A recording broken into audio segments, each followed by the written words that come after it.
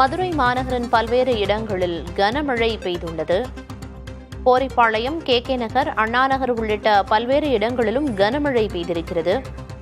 விவரங்களை வழங்குவதற்காக செய்தியாளர் மணிகண்ட பிரபு இணைப்பில் இருக்கிறார். மணிகண்ட பிரபு, மதுரையில தற்போது வரைக்கும் எவ்வளவு மழை அளவு பதிவாகி இருக்கு? குறிப்பா எந்தெந்த இடங்கள்ல கனமழை பதிவாகி இருக்கு? என்ன விவரம்? பிரியதர்ஷினி, மதுரையில் கடந்த அரை மணி நேரத்திற்கும் மேலாக பெய்த கனமழையால் தாழ்வான இடங்களில் மழைநீர் தேங்கி குளம் காட்சியளிக்கிறது. குறிப்பாக வடகிழக்கு பருவமழை தொடங்கியுள்ள நிலையில நகரில் பல்வேறு இடங்களில் நேற்று முதலாகவே கனமழை என்பது பெய்தது. குறிப்பாக மதுரையை பொறுத்தமட்டில் கடந்த 2 நாட்களாக மாலை நேரங்களில் கனமழை பெய்து வருகிறது.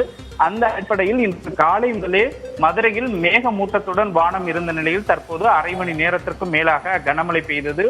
மதுரை மாநகரின் முக்கிய பகுதிகளில் இருக்கக்கூடிய மதுரை கோரிப்பாளையம், கே நகர், அண்ணா நகர், மாவட்ட நீதிமன்றம், ரேஸ்கோர்ஸ் மைதானம், சர்வதேச ஹாக்கி மைதானம் அமைக்கப்பட்ட இடங்களை சுற்றி அதிக அளவில் மழை பெய்த நிலையில் அந்த பகுதிகளில் தற்போது நீர் குளம் போல தேங்கி காட்சியளிக்கிறது. இந்த பகுதியில் தான் பொதுமக்கள், வாகன ஓட்டிகள் அந்த பகுதிகளில் சென்றுவதற்கு ஒரு சிரமத்தை சந்தித்து வருகிறார்கள்.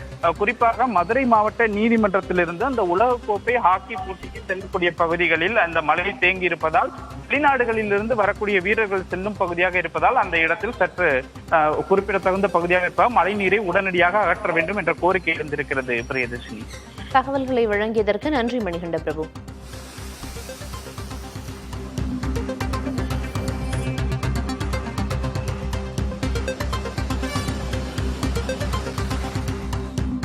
மதுரையில் பல்வேறு இடங்களில் கனமழை பெய்துள்ளது. குறிப்பாக கோரிப்பாளையம் உள்ளிட்ட பல்வேறு இடங்களிலும் கனமழை பெய்திருக்கிறது. தாழ்வான இடங்களில் மழைநீர் தேங்கி காணப்படுவதால் வாகன ஓட்டிகள் இதனால் அவதியடைந்துள்ளனர்.